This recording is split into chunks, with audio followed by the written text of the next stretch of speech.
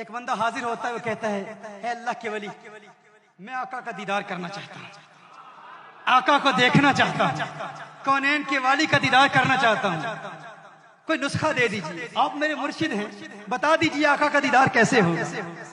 مرشد نے فرمایا آج رات کا کھانا میرے ساتھ کھانا، آج رات کو دعوت ہے، آج دعوت ہے، آج رات کا کھانا میرے ساتھ کھانا۔ وہ مرشد کی بارگاہ میں حاضر ہوا، مرشد نے کھانا کھلایا۔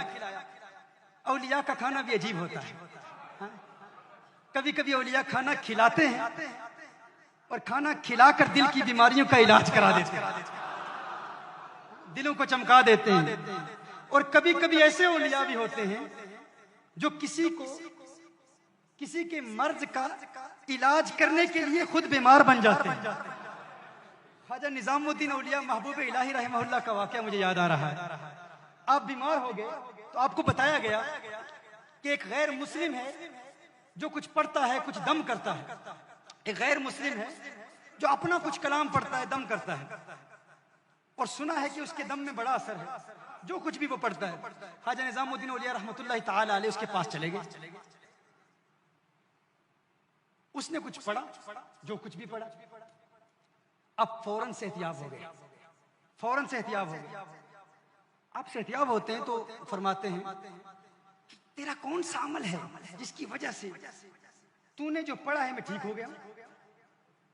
اب کوئی سوچ سکتا ہے کہ اللہ کا ولی کسی ایسے بندے کے پاس کیوں جائے گا، یہ آپ کو پتہ چل جائے گا کیوں جائے گا۔ اور خواجہ نظام الدین اولیاء محبوب الہی کیوں گئے تھے؟ فرمایا تو نے کیا کیا، تیرا عمل کیا ہے، تیرا مجاہدہ کیا ہے، تیری محنت کیا ہے، تو کیا کرتا ہے جس کی وجہ سے تیری زبان میں ایسی تاثیر ہے کہ تو نے کچھ پڑھا میں ٹھیک ہو گیا۔ اس نے کہا مسئلہ یہ ہے میں ہمیشہ اپنے نفس کی مخالفت کرتا ہوں، میرا نفس جو کہتا ہے میں اس کا الٹ کرتا ہوں۔ نفس کہتا ہے ٹھنڈا پانی پی میں گرم پیتا ہوں، نفس کہتا ہے چاول کھا میں روٹی کھا لیتا ہوں، جو نفس کہتا ہے اس کی ضد میں اس کا الٹ کرتا ہوں تو اتنی تاثیر پیدا ہوگی، یہی میرا مجاہدہ ہے۔ خواجہ نظام الدین اولیاء محبوب الہی رحمۃ اللہ تعالی علیہ نے فرمایا اچھا یہ بات ہے، آپ نے اس کے کان میں کچھ کہا، کان میں کچھ کہا، ایک جملہ کہا، پھر اس کے بعد کچھ نہیں کہا، پھر جو کہنا تھا وہ اسی نے پھر کہا، پھر ولی نے اور کچھ نہیں کہا۔ نگاہ ولی میں سیر دیکھی، بدلتی ہزاروں کی تقدیر دیکھی، کان میں کچھ کہا، اس نے کہا اشہد ان لا الہ الا اللہ واشہد ان محمدن عبدہ ورسولہ، کلمہ پڑھ کے مسلمان ہو گیا۔ مریدوں نے پوچھا محبوب الہی آپ تو علاج کرانے کے لیے گئے تھے، یہ کیا ہوا؟ اس کے کان میں کیا کہا؟ ہمیں کیا حاجت کہ ہم کسی کے پاس جا کے علاج کرائیں، ہم تو علاج کرنے کے لیے جاتے ہیں، علاج کیا ہے؟ مریدوں نے پوچھا کیا کہا؟ آپ نے اس کے کان میں کیا کہا؟ خواجہ نظام الدین اولیاء محبوب الہی فرماتے ہیں اس نے کہا میں اپنے نفس کی مخالفت کرتا ہوں، جو نفس کہتا ہے اس کا الٹ کرتا ہوں۔ میں نے کان میں کہا اسلام لانے کا جی چاہتا ہے، مسلمان بننا چاہتا ہے، کہا نہیں نہیں نہیں مسلمان نہیں بنوں گا، کہا نفس کا الٹ کر، نفس کہتا ہے اس کا الٹ کر، فوراً مسلمان ہو گیا۔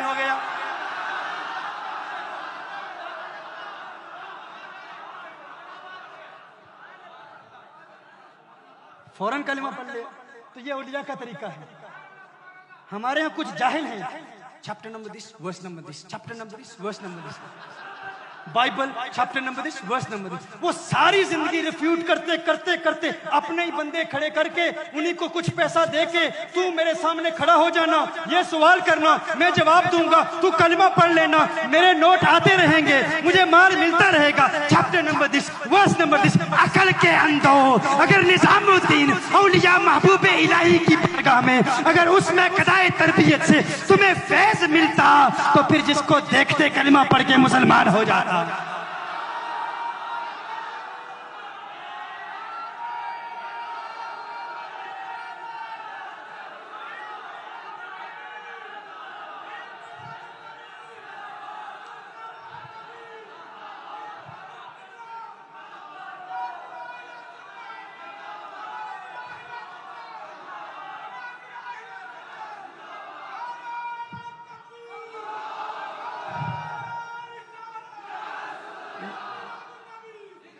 نہ دین آتا ہے، نہ درس نظامی پڑھتے ہیں، نہ عربی پڑھتے ہیں، بس انگلش کی کتابوں میں ترجمہ پڑھ کے عربک عبارت تک نہیں پڑھ سکتے. لیکن ہمارے بیچارے سیدھے سادے سنی بیچارے بہت بڑا عالم. او بھائی علم کا معیار کیا ہے یہ علماء جانتے ہیں یا تم لوگ جانتے ہو؟ ہم نے دیکھا ہے ہمارے علاقوں میں جو انگلش بول لیتا ہے وہی سب سے بڑا شیخ الحدیث بن گیا. جو انگلش میں بات کر لے وہی سب سے بڑا عالم ہے، وہ بہت بڑا علامہ ہے. بھائی کیوں انگریزی آتی ہے؟ بھائی انگریزی کو علم کا معیار ہے؟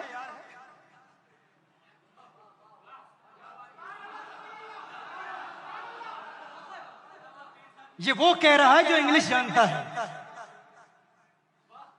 یعنی کوئی ایسا بھی ہو سکتا ہے جو احساس کمتری کا شکار ہو اور انگلش پر اعتراض کرے کیونکہ اسے آتی نہیں ہے. ہمیں آتی ہے پھر بھی کہتے ہیں یہ کچھ نہیں ہے. بھائی یہ علم نہیں ہے، یہ معیار علم نہیں ہے. علم پڑھنا ہے تو علماء کی بارگاہ میں زانو میں تلمس ہے.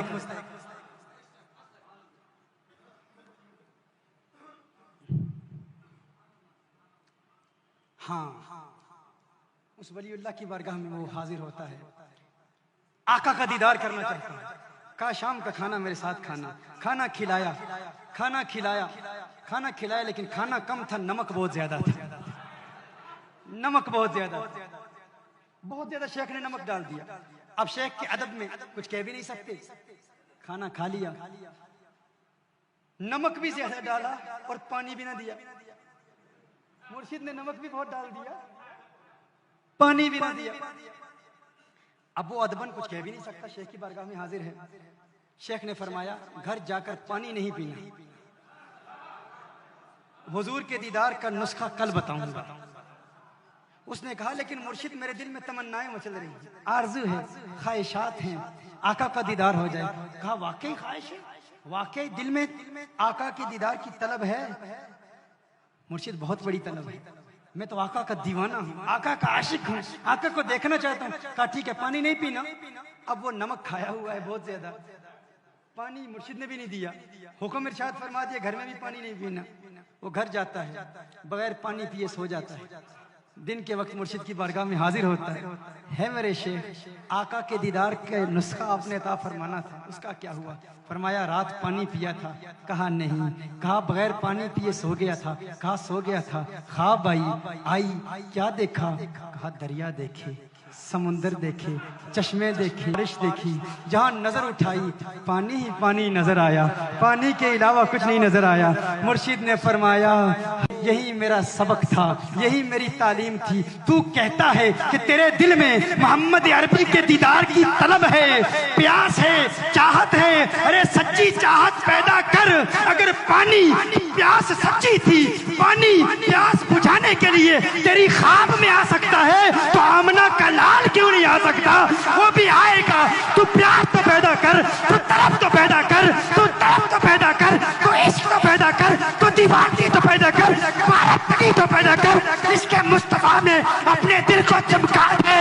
دیکھ آمنہ کا لال آئے گا، دیدار کرائے گا اور تیرے دل سے یہ آواز آئے گی اب میری نگاہوں میں جچتا نہیں کوئی، جیسے میری سرکار ہے ویسا نہیں کوئی.